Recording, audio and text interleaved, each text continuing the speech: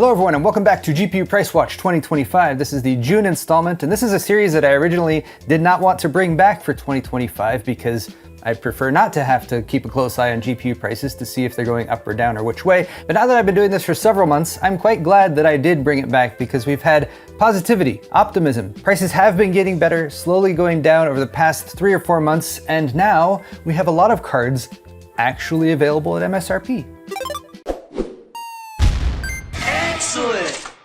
Today's video is brought to you by the Paul's Hardware store on paulshardware.net, the only official source for Paul's Hardware merchandise. Tantalizing t-shirts, brilliant beer sets, high-quality hoodies, and more, all featuring the classic thumbscrew for tasteful and refined viewers, or the 8-bit thumbscrew for tasteful and refined viewers who hate curves.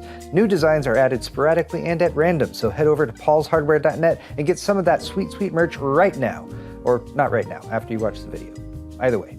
So keeping in mind that products just being available at their MSRP is not exactly the most exciting thing in the world, when it comes to the PC gaming market and specifically discrete graphics cards, we've been struggling against poor pricing for quite some time. So once again, I'm going to start off with the short version of this video. Here's a quick look at last month's May assessment, and here's the updated chart for June, where once again I've expanded it because we have the RX 9060 XTs that have launched both 8GB and 16GB versions. And I'm also still including the Intel Arc GPUs down here at the bottom, as well as both the 40 series and 50 series from NVIDIA. Now with the understanding that 8GB graphics cards are limited, especially if you're trying to play at higher resolutions like 1440 or above, and especially if you're talking about current generation games that have launched within the last year or so, 8GB cards are not necessarily recommended right now, but they do sit at the most appealing price point since they're available at $300. And I say this as a caveat because there's lots of caveats in this video, but last month, because we had this grouping of cards that were only 10% or so marked up, those became sort of the least of many evils amongst these GPU options. For one, they're NVIDIA cards. NVIDIA is the current market leader in the GPU space. They have the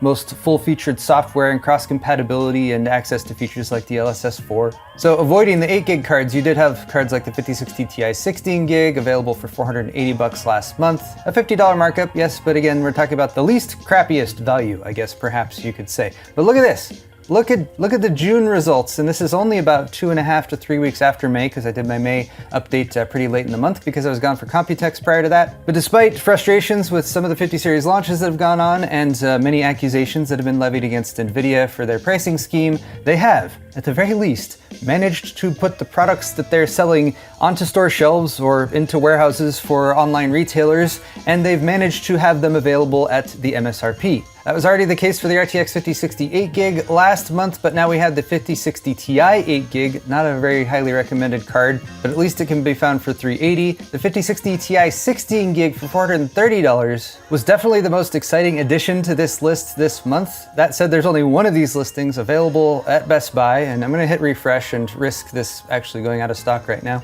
And hey, what do you know, it's still there. So getting access to a higher VRAM capacity, giving you more forward compatibility with running games at higher resolution, or newer games that come to market that are going to use more VRAM and quickly surpass the 8GB limit on a lot of cards like the 9060 8GB and the 5060 8GB and the 5060 Ti 8GB. But I guess to sum up, the story is like the beaten dogs that we are, crawling back to our owner. NVIDIA has crushed our hopes for long enough for like good deals on graphics cards that now we have to be like, oh good, it's at least selling for the price that they said it would. $300 for a 5060 8GB, $380 for the 5060 Ti 8GB, and then again that $430 price for the 5060 Ti 16GB. And look at this, we even have a 5070 for $550, which is also the MSRP. And once again, it says only one left at nearby store, but you can ship it too. And fingers crossed while this reloads that it is still available.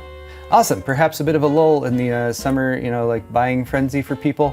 But hey, I'm supposed to be doing a quick summary. So these 4 cards here that are $0 are buyable right now, and you wouldn't be suffering too much in overpaying. I would definitely recommend going with the 16GB option or the 5070 12GB if you can afford it. But for anyone who is truly desperate for an upgrade right now, yes, an 8GB card is still suitable. Just check the reviews, check reviews specifically for games that you're playing to see if it's going to cut it and get you the frame rates that you need, especially at the resolution and refresh rate of the current monitor that you're using, or perhaps the monitor that you're looking to get in the future. For a lot of entry-level gamers who maybe have been gaming at 1080 for a while, 1440 1440 monitors are way more affordable than they used to be, even with higher refresh rates like 144 Hz or above. But if you upgrade your monitor, you're gonna wanna make sure that your graphics card can keep up with that resolution and that it can push the frames at least at the refresh rate of your monitor, if not a bit beyond that. The other positive side of the story for the brief intro here, and perhaps this is why the NVIDIA pricing is remaining close to MSRP and not getting crazy marked up, is because you do have some competition on the market with the 9060 XT 8GB and 16GB. Here again, it is unfortunately the less desirable 8GB 9060 XT that's sticking to its $300 MSRP. And that does make it a bit of a tough choice if you have $300 to spend, 9060 XT 8GB or the 5060 8GB. I would say opt for the 9060 XT if you're choosing between these two. But again, going back to that 8GB thing, if you can scrape together a few more funds to upgrade to a 12 or a 16GB card, it's definitely going to benefit you in the long run. The 9060 XT 16GB is more recommendable. It's supposed to be $50 more. It's currently also marked up, but only $20 over MSRP. The cheapest one I found was $370. So that is a 5.7% markup, and for $370, and here again for the 9060 XT 16GB at $370 versus the 5060 Ti 16GB at $430, I would opt for the 9060 XT 16GB. Although again, it would be nice if that was at its MSRP as well, then it would be an even better deal. But lastly down here, a quick note about the Intel Arc cards. Those are also still marked up, unfortunately.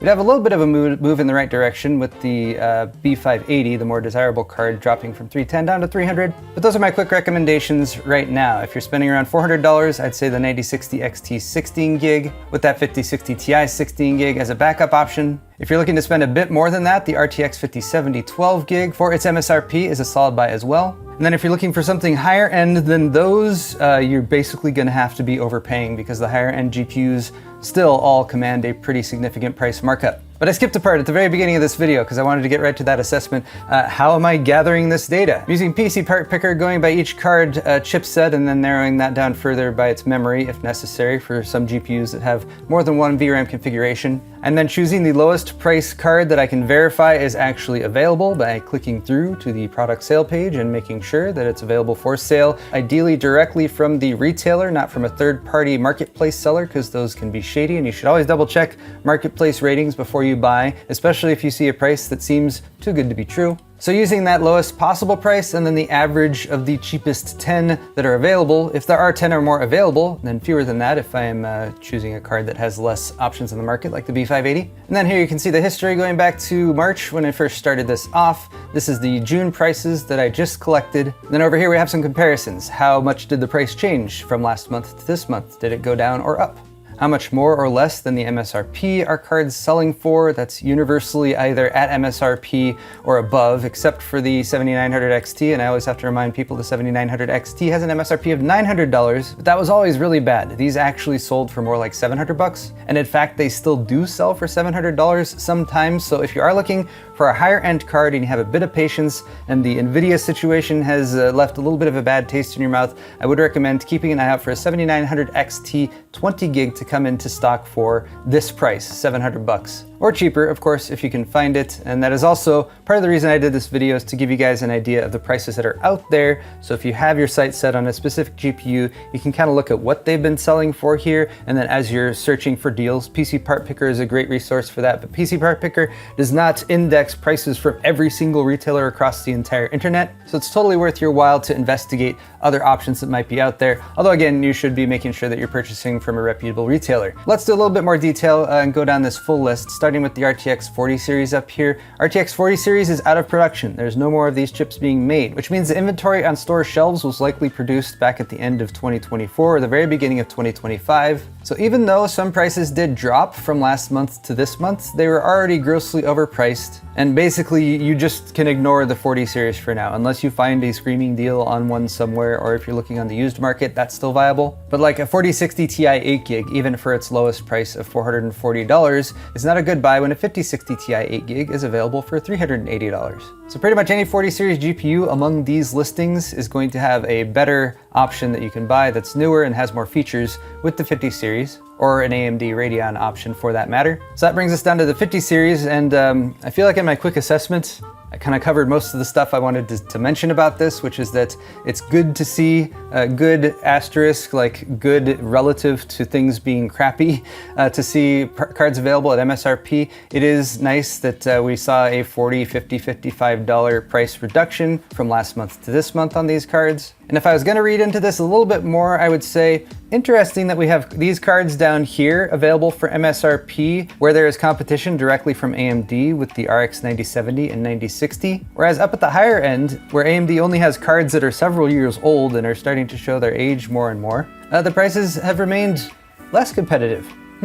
Interesting. This is why we're glad that NVIDIA isn't the only GPU maker. It's why we're somewhat more glad that AMD is there as well, although AMD has been often practicing as many shenanigans with pricing as NVIDIA does. But it's also why, despite some of the shortcomings of ARC and the fact that ARC is still sort of getting through the teething phases, I would say it's beyond the teething phases. It's become much more viable for regular use. But that's also why I'd love to see the B580 and B570 come down to their MSRPs, because they would be very recommendable deals at that price. As it is, you gotta spend about $300, and then it's in competition with your 5068 gig and your 9060 XT. So unfortunately, these remain a little bit more niche and a little bit more like, buy those if you're like really angry at AMD and NVIDIA because you've watched too many tech YouTubers complaining about AMD and NVIDIA. Oh, and I guess now that I've mentioned all the MSRP cards, the other bit of like silver lining, like optimistic look on the AMD side is that both the 9070 16 gig and the 9070 XT 16 gig have dropped by $80 to $100, at least for the lowest priced option, in the past 2 or 3 weeks. We are still looking at not that great of markups. We have a 12.7% markup for the 9070 16 gig, and still a less tasteful 23.3% markup for the 9070 XT 16 gig. But since these are both cards that are easily recommendable at their MSRP, it's good to see those moving in the right direction as well, with some pretty big drops from last month to this month. So just to show some examples of those AMD cards, here's a 9060 XT 16 gig selling for $370. That's a $20 markup. Here is the RX 9070 non-XT, but it's going for $620. And rounding things out with Intel, we've got the Onyx Odyssey Arc B580. There was a $310 version, the white version of this card, that was the cheapest B580 for quite some time. Apparently this one, which is $10 cheaper, was also available, but it wasn't listed by PC Part Picker, so shout out to PDK in my recent Q&A video for pointing out that this one's available for $300. But I'm happy to say that it looks like PC Part Picker has scooped that one up as well, so they're also listing it. And that pretty much wraps it up for this month's rundown of current GPU pricing compared to last month and several months prior. If I was to give you guys my hierarchy of recommendations is, if you have a functional system that's getting you by for now and you can hold out, I recommend holding out and not buying a GPU for now because prices are trending downward. If you do need a GPU ASAP, there are good options in the $400 to $600 price range. These are nice mid-tier options that aren't necessarily super aggressively priced, but you can at least get a new current generation graphics card without paying a ridiculous $100 to $200 markup. But I still highly recommend opting for a 16 gig graphics card if you can afford one. If you are in a situation where it's like, I've only got $300 to spend, I need a new graphics card, this is what's available. I would say the 9060 XT 16 gig would be my first choice if you could save up to about $370 or so, followed by the 9060 8 gig at $300, or you can also look at the RTX 5060 8 gig in that range if its performance and the games you specifically play are competitive with the 9060 8 gig. That's all I have to say for this video. Thank you guys so much for watching. If you have any comments for me, leave them in the comment section down below. I'll post links to a handful of the GPUs as recommended today as well in the video's description. And also, if you want to check out my store at paulshardware.net, you can buy yourself some high quality merchandise to help support my channel. And of course, to get yourself some high quality merchandise. Thank you guys once again for watching, and we'll see you all in the next video.